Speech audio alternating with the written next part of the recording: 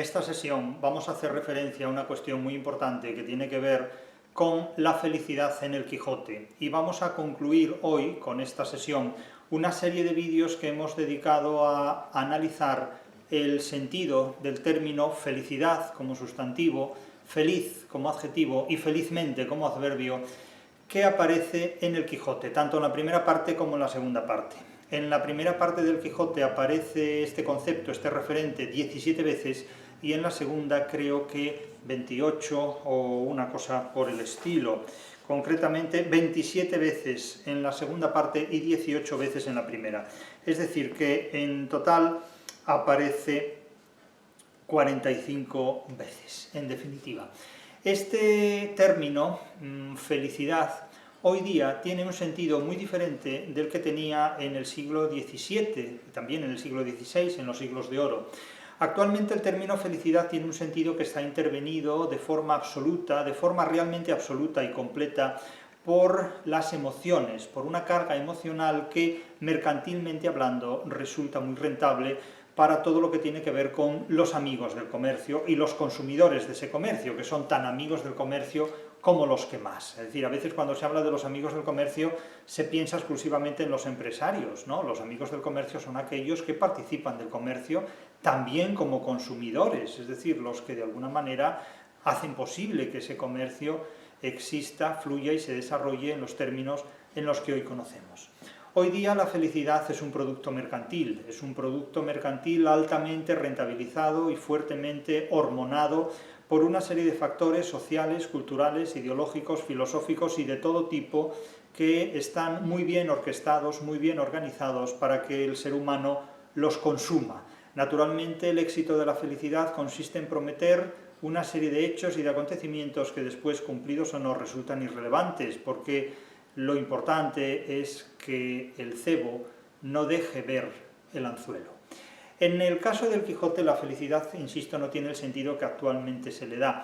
La felicidad en el Quijote remitía sobre todo a la posibilidad de lograr un objetivo, la posibilidad de cumplir un objetivo. Feliz era lo que el ser humano conseguía cuando daba cima a una meta, cuando lograba ultimar, digamos, una carrera en la vida. Cuando los peregrinos del Persiles llegan a Roma, llegan felizmente porque logran dar feliz resultado a un suceso. De hecho, el término suceso comparte en el inglés el lexema successfully, exitosamente, satisfactoriamente, felizmente. Feliz suceso era un suceso que acababa bien, en definitiva. Era todo lo contrario a la tragedia. Un buen final es un final feliz. Hoy día la felicidad no se remite simplemente a los finales, sino simplemente a sensaciones que no conducen a nada, a momentos estáticos simplemente o a la consumición de un determinado producto que no nos saca de nuestra estabilidad o de nuestro inmovilismo. Y digo todo esto porque periódicamente, es decir, cada 2 por 3, aparece en internet como el Guadiana una frase que hay que leer porque es precisamente aquello sobre lo cual construimos estas intervenciones. La frase es apócrifa completamente, es una frase completamente falsa, se pone en boca de Don Quijote de la Mancha y se atribuye a Cervantes. Esto ni está en el Quijote, ni está tampoco en ninguna otra obra del Quijote. Ya he dicho muchas veces que si ustedes quieren interpretar el Quijote de una manera racional, de una manera cómoda y adecuada, yo les remito a la anatomía del Quijote. La anatomía del Quijote es esta obra que constituye una guía para cualquier lector del Quijote, y ustedes pueden leer la obra de Cervantes acompañando esa lectura de este volumen, de este libro. La anatomía del Quijote es verdaderamente una disección de la novela cervantina, y frente a muchas ocurrencias que algunos intelectuales de nuestro momento tienen sobre el Quijote, porque alguno de ellos parece que ha descubierto el Quijote ahora y nos dice como si Cervantes hubiera sido un profeta del siglo XXI, cómo lo tenemos que leer, con una serie de ocurrencias verdaderamente admirables, sobre todo por la falta de originalidad que tienen. Francamente, este libro es un antídoto, no diré contra los malos intérpretes del Quijote, sino contra aquellos intelectuales que, haciéndose pasar por intérpretes de Cervantes, lo único que interpretan son ocurrencias. En este libro no van a encontrar ocurrencias.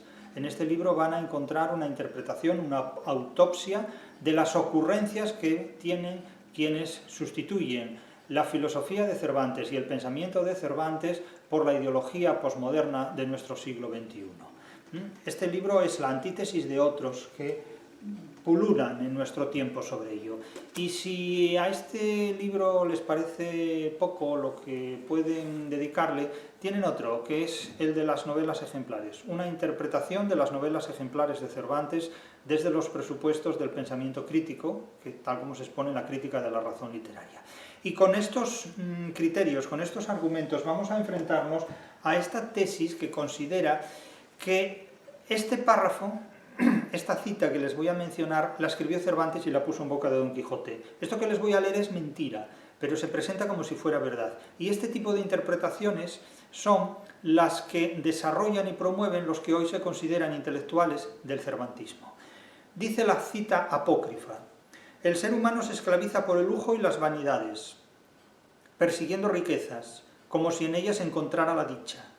Mas no advierte que cuanto más tiene, más teme perderlo, y en esa angustia se le escapa la verdadera felicidad. Porque la dicha no está en el oro ni en la opulencia, sino en la brisa que acaricia el rostro, la risa sincera de un amigo, en el pan compartido con gratitud. Necio es aquel que busca en lo externo lo que solo en el alma puede hallar. La vida sencilla es el mayor tesoro y quien la comprende es el más afortunado de los hombres. Bien, esta cita sobre la felicidad es una de las idioteces y de las tonterías más sobresalientes y extraordinarias que se pueden leer en cualquier época de la historia. Pero atribuir semejante memez a Cervantes implica hacer públicamente el ridículo y no saberlo. De hecho, el ridículo consiste en aquello que hacen personas que son inconscientes del ridículo que hacen, porque si lo supieran no lo harían, lo evitarían. De ahí que la comedia tenga entre sus objetivos fundamentales burlarse de aquellos que hacen el ridículo, advirtiéndoles mediante la burla, mediante la sátira, mediante el escarnio público, mediante las diferentes formas de materia cómica, que esas formas de conducta no deben perpetuarse, no deben continuarse. Cuando una sociedad realmente aplaude el ridículo y lo grotesco, no solo demuestra su ignorancia ante cómo funciona la realidad, sino que además demuestra que está en perfectas condiciones de vulnerabilidad para ser reemplazada por otro tipo de sociedad mucho más competente en todos los aspectos. Cuando, insisto, una sociedad desconoce la literatura, carece de conocimientos literarios o simplemente suplanta los conocimientos literarios por conocimientos ideológicos, filosóficos o religiosos, está en unas condiciones máximas de vulnerabilidad. La ignorancia literaria nos hace vulnerables y no hay nada más irónico que un intelectual que, hablando de literatura, no sepa lo que es la literatura. Y no hay nada más irónico que muchos intelectuales que, hablando de literatura, se ponen a hablar de Cervantes y hacen el ridículo de forma solemne, de manera verdaderamente solemne. En este punto es sorprendente lo que hacen muchos de ellos. Vamos a ver, si continuamos, continuando con nuestro último vídeo, lo que significa esta palabra en los diferentes contextos. Los hemos analizado todos, 18 en la primera parte y 27 en la segunda parte, los hemos analizado todos los contextos en los que aparece la palabra felicidad. Estamos ahora en la segunda parte, en el capítulo 42. Estamos en un momento en el que Don Quijote de la Mancha da una serie de consejos a Sancho Panza en vísperas de ser investido gobernador ficticiamente de la llamada ínsula Barataria. Don Quijote le da a Sancho Panza dos tipos de consejos, unos que tienen que ver con el cuidado del cuerpo, el aspecto físico con el que debe presentarse ante los demás, socialmente hablando, y otros consejos que tienen que ver con su forma de comportamiento. Diríamos que unos hacen referencia a la prosopografía o ficción, es decir, el aspecto externo, y otros hacen referencia a la etopeia, es decir, a su retrato etopéyico, a las características de su personalidad, de su carácter, de su forma de ser y de comportarse con los demás. En estos primeros consejos de Don Quijote a Sancho como gobernador de la ínsula aparece el término feliz. Y aquí nos encontramos con una hipérbole verosímil, es decir, con una exageración verosímil de determinados resultados. Se supone que si Sancho Panza hace caso de los consejos que Don Quijote le da, el resultado será excelente en todos los sentidos, es decir, el resultado será feliz. Si le hace caso a Don Quijote, desembocará en una consecución, en un resultado, en un desenlace totalmente satisfactorio y feliz. Y las palabras de Don Quijote son estas: si estos preceptos y estas reglas sigues, Sancho, las que le acaba de dar, y el lector encontrará en el capítulo 42 de la segunda parte, Si estos preceptos y estas reglas sigues, Sancho, serán luengos tus días, tu fama será eterna, tus premios colmados, tu felicidad indecible, es decir, la felicidad será el colmo de la felicidad. Nótese que es una parastasis, es decir, una sucesión de hipérboles verosímiles, de exageraciones completamente asumibles, aparentemente. Tu fama será eterna, tus premios colmados, tu felicidad indecible, casarás tus hijos como quisieres, títulos tendrán ellos y tus nietos, vivirás en paz y beneplácito de las gentes, y en los últimos pasos de la vida te alcanzará el de la muerte en vejez suave y madura, y cerrarán tus ojos las tiernas y delicadas manos de tus terceros netezuelos. Nótese cómo el sufijo totalmente mantecoso y enternecedor, al contraste con la muerte, es decir, el pasaje es casi de un locus amenus vital. Es decir, si te comportas de esa manera, es decir, si sabes gestionar tu carácter, los consejos que le ha dado hasta el momento han sido los que tienen que ver con su personalidad y su forma de comportamiento, si sabes comportarte de esa manera, tendrás éxito en tu vida, en definitiva. Claro, muchos empresarios que no conocen la literatura no conocen estos consejos de Don Quijote a Sancho Panza, pero en realidad aquí se resume el código deontológico de una empresa, en definitiva. No es el único escritor, Cervantes, del siglo de oro, que aconseja cómo la gente debe comportarse en público y en la gestión de cualquier tipo de actividad, sea empresarial, sea burocrática, sea incluso épica. Quevedo lo hace en muchos sonetos, Lope de Vega lo hace en muchos sonetos y Cervantes lo hace específicamente en estos pasajes del Quijote. Y concluye, esto que hasta aquí te he dicho son documentos, es decir, informaciones, documentación, que han de adornar tu alma. Escucha ahora los que han de servirte de adorno para el cuerpo. Es decir, a partir de aquí le da lo que tiene que ver con la prosopografía o ficción, es decir, su forma de vestirse, su forma de mostrarse ante los demás. Insisto, si se aplican estos consejos, el resultado será satisfactorio, será exitoso, será feliz. Este es el sentido del término felicidad. Lo que da remate o cima o desenlace a un objetivo una vez satisfactoriamente cumplido. En el capítulo 58, Don Quijote se encuentra con unas tallas, con una iconografía. Es un capítulo iconómaco, diríamos así. Y Don Quijote dice lo siguiente, al contemplar unas tallas e imágenes. Le dice a Sancho, «Tú dices bien, Sancho», dijo Don Quijote, «pero has de advertir que no todos los tiempos son unos, ni corren de una misma suerte, y esto que el vulgo suele llamar comúnmente agüeros», porque Sancho interpreta la visión de esas tallas como se puede interpretar un agüero, comúnmente agüeros, y esto que el vulgo suele llamar comúnmente agüeros, que no se fundan sobre natural razón alguna, nótese la importancia que se da al racionalismo científico, sobre razón natural alguna, nótese la importancia que ya en la literatura española tiene la filosofía natural. Del que es discreto han de ser tenidos y juzgados por buenos acontecimientos, es decir, cualquier cosa que ocurra en la vida ha de interpretarse positivamente, ha de interpretarse en términos optimistas. ¿Por qué? Pues porque la realidad es la primera de las fuentes de información de las que dispone el ser humano, y sobre esta realidad no tiene ningún sentido hacer interpretaciones truculentas, hacer interpretaciones que estén basadas en ornitoscopias, aruspicinas, malignas, ni agüeros, ni falsas interpretaciones, ni chamanismos. O sea, todo ese tipo de historias hay que descartarlas.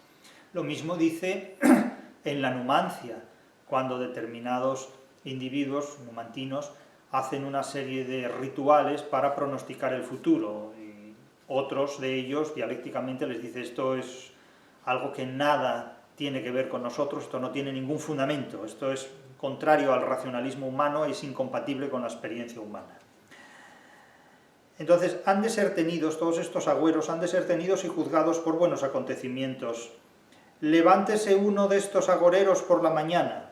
Piensen ustedes en la cantidad de personas que en términos de geopolítica interpretan los hechos geopolíticos como un apocalipsis, ¿no? O como los que interpretan todo lo que ocurre como el fin del mundo. Diariamente en la prensa se nos dice que el mundo se va a terminar, que tal gobernante se va a hundir, porque se han descubierto cosas que van a suponer el hundimiento de ese gobernante, o no sé quién va a decir algo que va a suponer el hundimiento de esa persona, o no sé quién va a revelar algo que va a suponer el cambio en la estrategia de una guerra y va a haber el fin de la guerra inmediatamente o el triunfo definitivo de unos otros. Todos los días se nos dice esto y ahí están las guerras, ahí están los gobernantes y nunca pasa nada hasta que un día pasa, pero no porque lo digan hoy.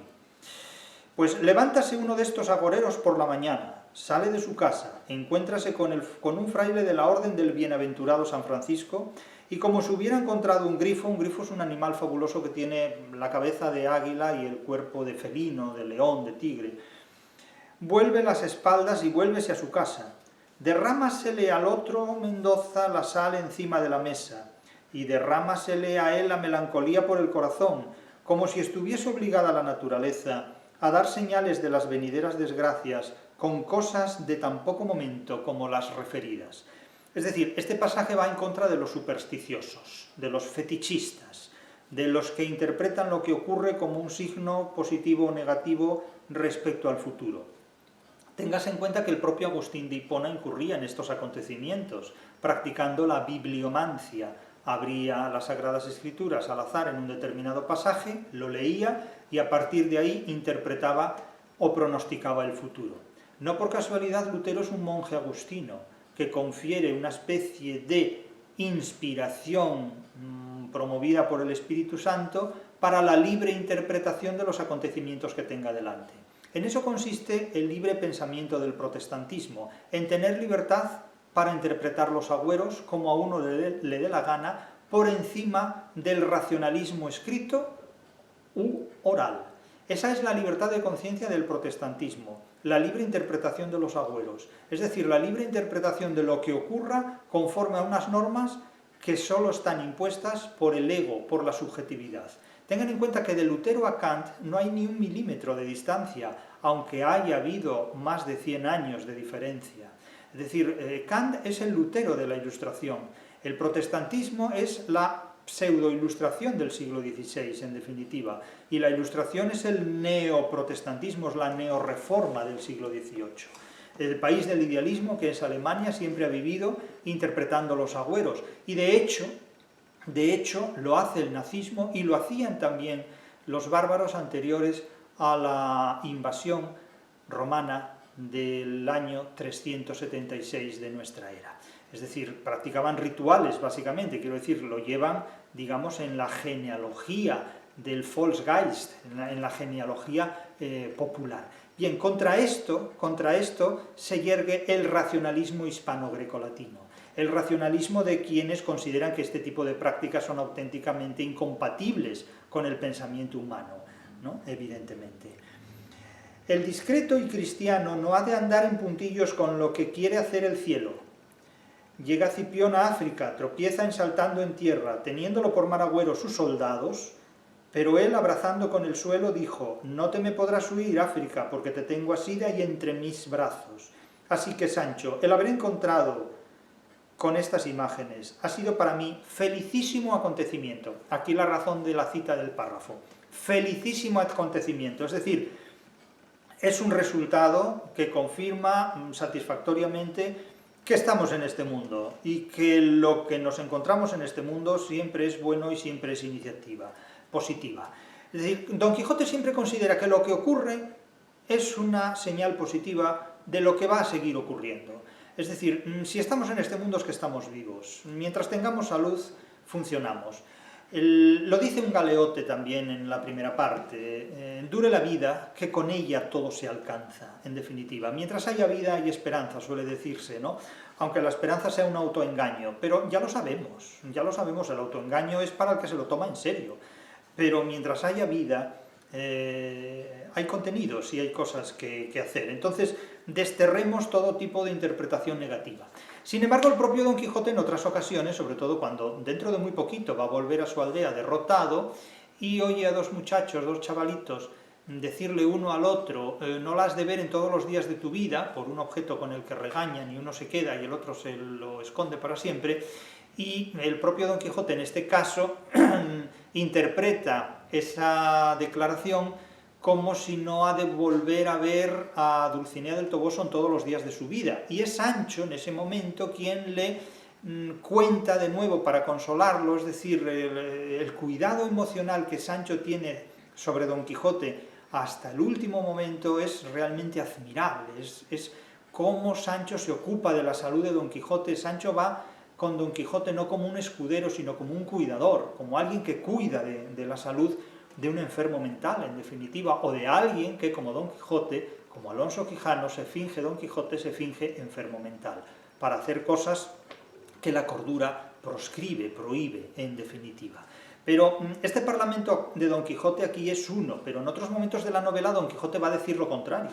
Cuando entra en la cueva de Montesinos y una manada de grajos sale disparada, o cuando él trata de atravesar la maleza, el propio narrador, uno de los narradores ficticios, Cide Hamete Benengeli, dice que si él fuera agorero como católico cristiano no entraría en la cueva, lo cual quiere decir que ni era católico cristiano ni era agorero, es decir, era Don Quijote, es decir, tiene su propio racionalismo, un racionalismo patológico, pero que es el suyo, y que está por encima de la voluntad ajena.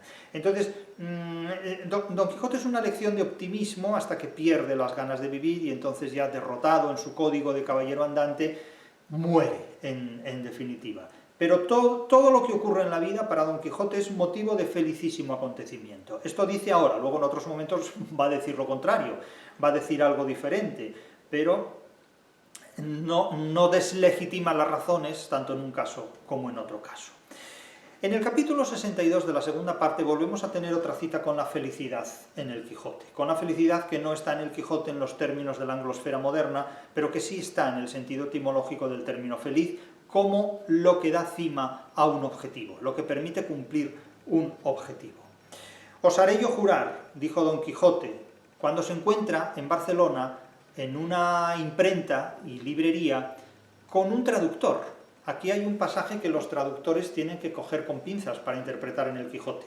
Don Quijote se encuentra con un traductor, pero con un traductor de estos que traduce en términos de ocurrencias lo que se le pone por delante. Os haré yo jurar, dijo Don Quijote, que no es vuesa merced conocido en el mundo, enemigo siempre de premiar los floridos ingenios ni los loables trabajos. Porque se le presenta a un traductor diciendo que, bueno, que él es el mejor traductor del mundo, que es una cosa, vamos, que parece que se anuncia en una de estas redes sociales profesionales diciendo que es lo mejor de todos, ¿no? Lo mejor de todo y de todos. Y entonces le dice Don Quijote, os haré yo jurar, dijo Don Quijote, que no es vuesa merced conocido en el mundo. ¿Por qué? Pues porque el mundo es enemigo siempre de premiar los floridos ingenios, ni los loables trabajos. Esto es una hiperoge, es decir, un elogio tan excesivo y tan hiperbólico que resulta burlesco. Claro, las hiperoges suelen darse sobre todo en las presentaciones, ¿no? Fulano es el mejor de esto y tal, y en las presentaciones entre amigos, pero claro, las hiperoges nadie se las cree, es decir, son formas de comportamiento afectivas, amistosas o también hiperbólicas y muy paródicas en otros contextos, pero vamos, son chorradas. El caso es que, claro, el traductor se presenta delante de Don Quijote como si fuera el traductor supremo de los siglos habidos y por haber, y claro, Don Quijote le dice, lógicamente, a usted no le conoce nadie, pero es lógico que a usted no le conozca nadie porque usted es lo mejor que hay, y el mundo siempre es enemigo de premiar los floridos ingenios y los loables trabajos. Claro que este no ha hecho nada todavía, porque es una traducción que está en proceso, todavía no la ha publicado, pero él ya dice que es el mejor del mundo, es una cosa curiosa, es un inteligente asintomático, ¿no? ¿Qué de habilidades hay perdidas por ahí? Prosigue Don Quijote en su burla, en su hiperoge con H y con J, ¿eh? ¿Qué de ingenios arrinconados? ¿Qué de virtudes menospreciadas? Pero con todo esto, me parece que el traducir de una lengua a otra, como no sea de las reinas de las lenguas, griega y latina, es como quien mira los tapices flamencos por el revés, que aunque se ven las figuras, son llenas de hilos. Nótense aquí como el verbo es el verbo ser, son llenas, ¿no? Como el giro somos llegados o somos venidos, que también se da en la Numancia, que se conserva en lenguas como el francés. Nous sommes arrivés, ¿no? Nosotros somos venidos, no se utiliza el verbo haber, hemos venido. Que están llenas de hilos, que son llenas de hilos, que las escurecen y no se ven con la lisura y tez de la haz. Imagínense cómo se puede traducir al inglés este pasaje, son llenas de hilos. ¿Cómo los traduce esa lengua de Shakespeare? Son llenas de hilos que las escurecen y no se ven con la lisura y tez de la haz. Y el traducir de lenguas fáciles ni arguye ingenio ni elocución. Y aquí le pega la bofetada al traductor, porque el traductor está traduciendo, vamos a decirlo en un presente continuo, porque está traduciendo y no acaba nunca, un libro del italiano, que Don Quijote califica de toscano, es como si habláramos del español como castellano, del toscano al castellano, del italiano al español. Y el libro se titula Le Bagatelle, y lo va a traducir como Los juguetes, ¿no? Y traducir de lenguas fáciles ni arguye ingenio ni elocución, como no le arguye el que traslada ni el que copia un papel de otro papel. Lo que le viene a decir Don Quijote a la cara es que el libro que traduce, a menos que él sea un traductor muy valioso, no vale para nada su trabajo.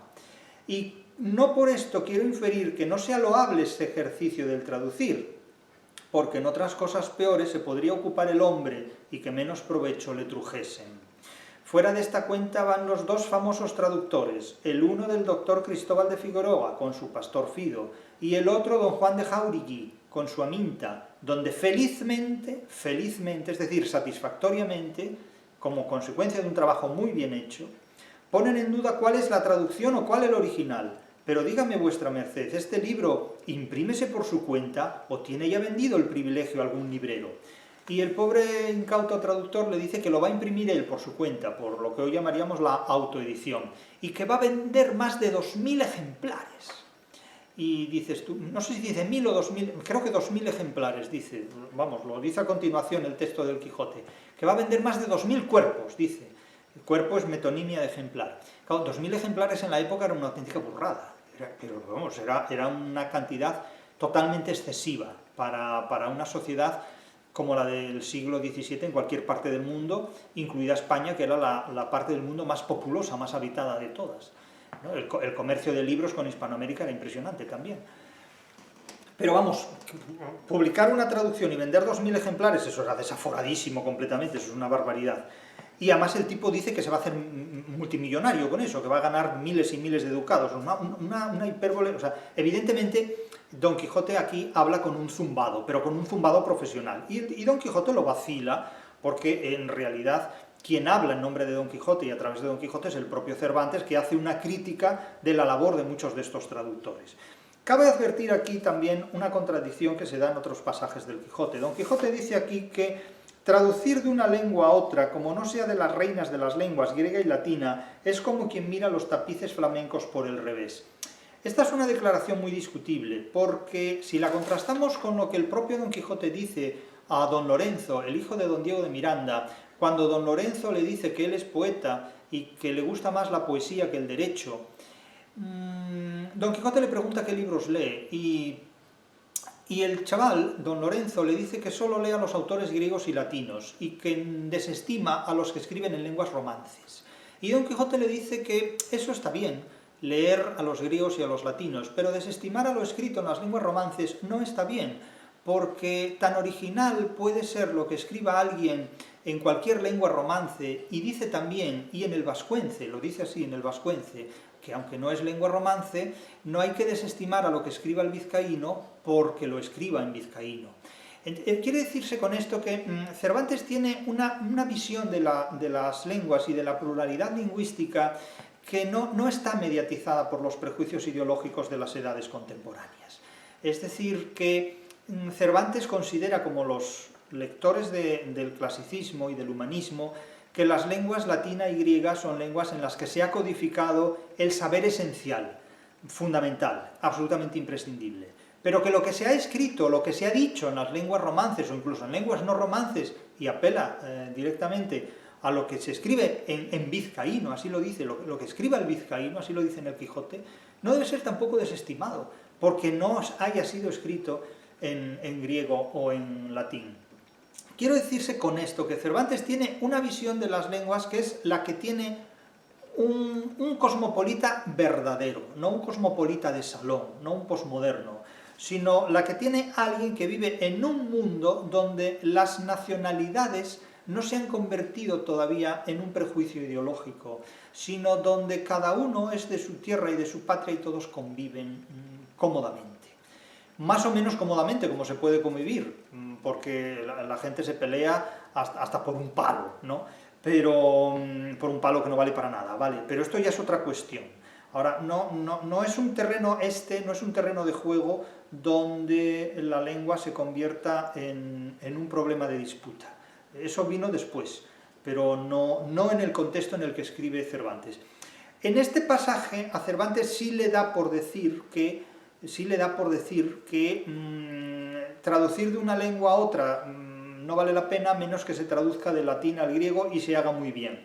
Pero luego elogia perfectamente las traducciones que se hacen del italiano al español, del toscano al castellano, y plantea dos ejemplos sobresalientes de traductores, hasta tal punto que dice: no se sabe cuál es más valioso, si el original o el traducido, en definitiva. Por lo tanto, siempre hay que coger con mucho cuidado, con pinzas muy delicadas, todo lo que se dice en una obra literaria, ¿eh?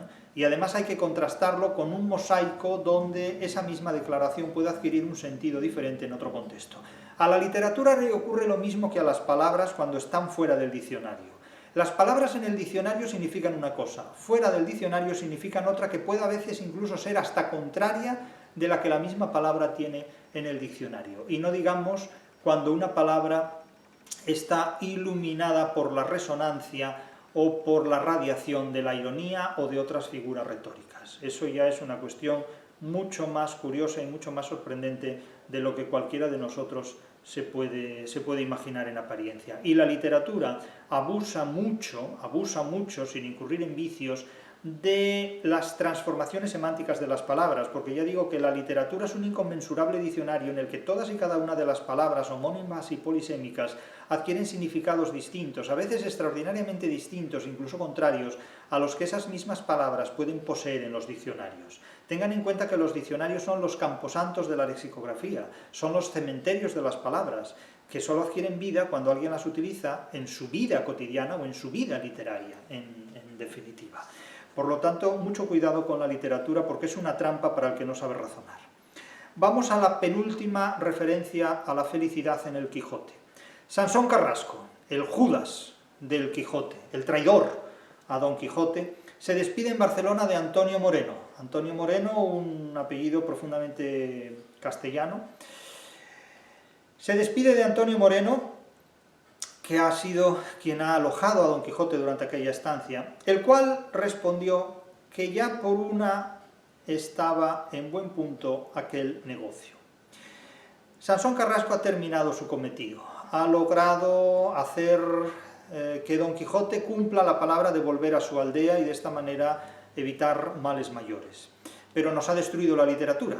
Sansón Carrasco sería perdonable si no fuera un Judas, alguien que traiciona a su amigo, el cual respondió que ya una por una estaba en buen punto aquel negocio, de quien esperaba feliz suceso, es decir, que successfully, es decir, exitosamente, satisfactoriamente, Don Quijote cumpliera su palabra, porque Don Quijote es hombre de palabra, y volviera a su aldea.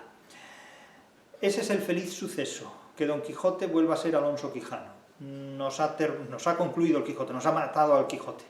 Es el asesino de Don Quijote, podríamos decir, Sansón Carrasco, su amigo. Nótese cómo Judas está presente en todas las obras literarias, como está presente en la vida de cada persona. No hay ser humano que no haya tratado con Judas. Eso lo hemos expuesto en nuestro cuento, un cuento breve que hemos escrito bajo el título de La divisa de Judas, lo tienen en Amazon también, si lo quieren ver. Son cuentos horribles completamente. Yo he escrito 3 cuentos en toda mi vida, tengo más, pero ya veré si les castigo a ustedes publicándolos o no. Son 3 cuentos horribles, son personajes monstruosos los que han salido. Si alguien solo me conociera por esos 3 cuentos que yo he escrito, yo creo que sentiría horror al pronunciar mi nombre, realmente, ¿no? No digo que no sientan horror ustedes al oír mi nombre de todos modos, pero sería un horror. Les aseguro que si leen mis cuentos, verdaderamente van a adquirir de mí una imagen completamente diferente de la que ya tienen. Si es mala, aún peor, y si es buena, la perderán definitivamente. de forma que, esto lo digo porque me importa un pito, evidentemente, pero la divisa de Judas es un cuento horrible, pero el yo soy casi luzbelina y yo no soy una ficción, no sé cuál de los dos será más horrible todavía, porque verdaderamente si ustedes son capaces de leer esos tres cuentos y seguir sin que les salga una urticaria tremenda, en el día a día ya han conseguido mucho. Pero ya saben que la literatura es incompatible con el racionalismo, con la inocencia humana, y también es incompatible con el racionalismo de la Ilustración, que ha engendrado una literatura insípida, incolora e inodora. La literatura que es inofensiva no es literatura. En este caso, Sansón Carrasco es el Judas del Quijote. Y habiéndose ofrecido don Antonio de hacer lo que más le mandase, se despidió de él, y hecho liar sus armas sobre un macho es el cruce de asno y caballo, es el cruce del burro y del equino, del caballo, del caballo equino, vamos, del equino caballo. Luego, al mismo punto, sobre el caballo con que entró en la batalla, se salió de la ciudad aquel mismo día y se volvió a su patria chica, lo que los alemanes llaman Heimat, la patria chica, es decir, esa aldea que está seguramente entre el Toboso, Miguel Esteban, Pedro Muñoz, Quintanar de la Orden, por esa zona, sin sucederle cosa que obligue a contarla en esta verdadera historia de ficción, pero en fin. El caso es que ese feliz suceso es el que mata, es el que extingue, es el que extirpa el desarrollo del Quijote. Última referencia a la felicidad, la que se da en el capítulo 71 de la segunda parte. En el capítulo 72, que es el último, no aparece la felicidad por ninguna parte, es el capítulo en el que se contempla la muerte de Don Quijote. «Oh Sancho bendito, oh Sancho amable», le dice en realidad Alonso Quijano ya, «y cuán obligados hemos de quedar Dulcinea y yo». Todavía Don Quijote habla de Dulcinea. Alonso Quijano no habla de Dulcinea, pero no reniega de ella. Por eso hemos dicho infinitas veces que el amor es el único idealismo que el ser humano se puede permitir. Pero todavía Don Quijote, antes de entrar en ese sueño que lo metamorfosea para reconducirlo de nuevo a la figura de Don Alonso Quijano el Bueno, de Alonso Quijano el Bueno sin don, porque el don solo lo tiene Don Quijote. «Oh Sancho bendito, Sancho amable», respondió Don Quijote, «y cuán obligados hemos de quedar Dulcinea y yo a servirte todos los días que el cielo nos diere de vida. Si ella vuelve al ser perdido, que no es posible sino que vuelva, su desdicha habrá sido dicha, y mi vencimiento felicísimo triunfo». Es decir, ya reinterpreta las cosas de otra manera, ¿no? Felicísimo triunfo, feliz desenlace. ¿Por qué? Porque el objetivo es que Dulcinea quede desencantada y vuelva a recuperar aquella imagen maravillosa que idealmente tenía como princesa y emperatriz de la Mancha. Claro, emperatriz de la Mancha es como ser emperatriz de Coyoto, o no sé, reina de Ceares, o no sé qué, y no de las fiestas precisamente, ¿no? De estos barrios de Gijón o de Asturias, o no sé, de las fiestas de Bouzas o de Colla en Vigo, diríamos, ¿no? Felicísimo triunfo, feliz desenlace. Y mira, Sancho, cuando quieres comenzar la disciplina, que porque la abrevies te añado 100 reales. La disciplina consiste en darse con un cilicio, con unas cuerdas mojadas, lo que en Asturias llamamos yacios. Yacios son cuerdas mollais, es decir, cuerdas mojadas, que pesan más y duelen más cuando se zurra a otro con ellas, ¿no? Darle a alguien con unos yacios en Asturias es darle una especie de látigo que recrudece, digamos, el daño que ocasiona, unos yacios. Cuerdas mollais, decimos allí, cuerdas mojadas. Y mira, Sancho, cuando quieres comenzar la disciplina, porque la abrevies te añado 100 reales. Es decir, se entiende que cuando Sancho se dé cientos de azotes, Dulcinea queda desencantada. Y claro, Sancho no quiere azotarse, porque eso, claro, le supone lesionar sus carnes, ¿no? De ahí esta malévola invención de los duques, que el propio Don Quijote acepta. Sancho, en definitiva, bueno, va dándose unos latigazos, primero con la mano en las posaderas, pero claro, eso no desencanta a Dulcinea, etcétera, etcétera. El caso es que todos estos términos de felicísimo triunfo remiten básicamente, entre otros varios pero menores, básicamente a dos contextos fundamentales.